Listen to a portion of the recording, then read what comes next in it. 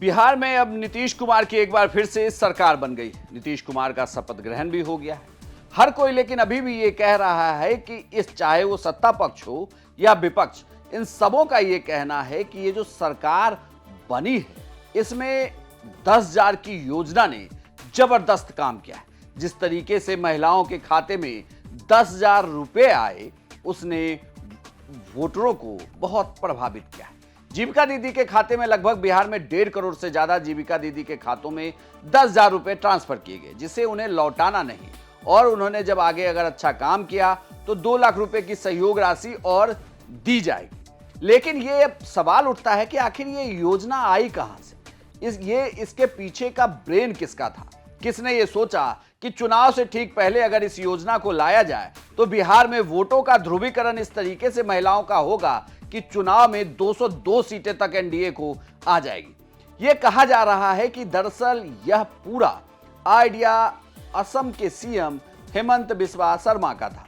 यह कहा जा रहा है कि उनकी ही टीम कुछ महीने पहले बिहार आई थी। उन्होंने बिहार के कई मंत्रियों, अधिकारियों के सामने पूरी प्रेजेंटेशन दी थी, जिस प्रेजेंटेशन में उन्होंने बताया कि किस तरीके से अगर आप इस योजना को लागू करते हैं तो आपको फायदा मिलेगा। इसमें उदाहरण के तौर पर मध्य प्रदेश का जिक्र था कि मध्य प्रदेश में जो लाडली योजना लाई गई उसका कैसे चुनाव में फायदा हुआ।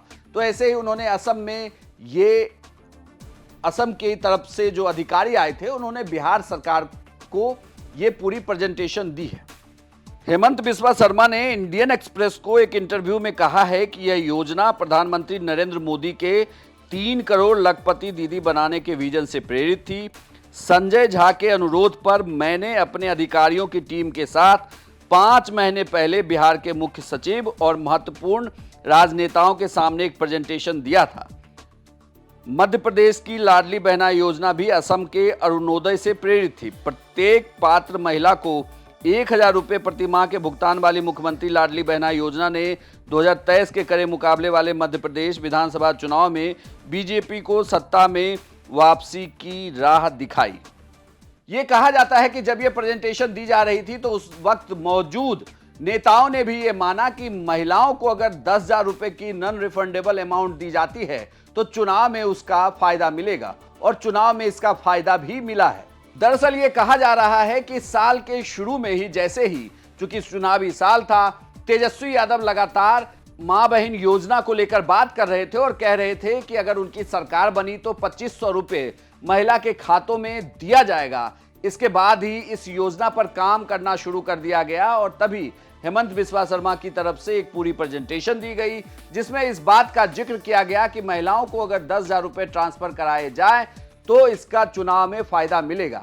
यानी कुल मिलाकर देखा जाए तो ये पूरा आइडिया पैसे ट्रांसफर करने का महिलाओं को ये हेमंत बिस्वा शर्मा जो असम के सीएम हैं उनका था। क्योंकि असम भी अब चुनावी साल में प्रवेश कर चुका है, असम में जल्द ही चुनाव होने वाले हैं, तो ये कहा जा रहा है कि जिस तरीके से इस योजना का असर बिहार में हुआ है तो अब फिर से देखना होगा कि असम में भी क्या इसका ऐसा ही असर होगा। लेकिन कुल मिलाकर देखें तो महिलाओं को दिए गए इन सहायता राशि से चुनाव पर असर होता तो दिखा है, क्योंकि जिस तरीके से वोट और महिलाओं ने एनडीए के पक्ष में वोट की दिया है उससे तो ये लगता है कि जीविका दीदी को मिले पैसे ने बहुत ज़्यादा सरकार को रिपीट करने में मदद दिलाई।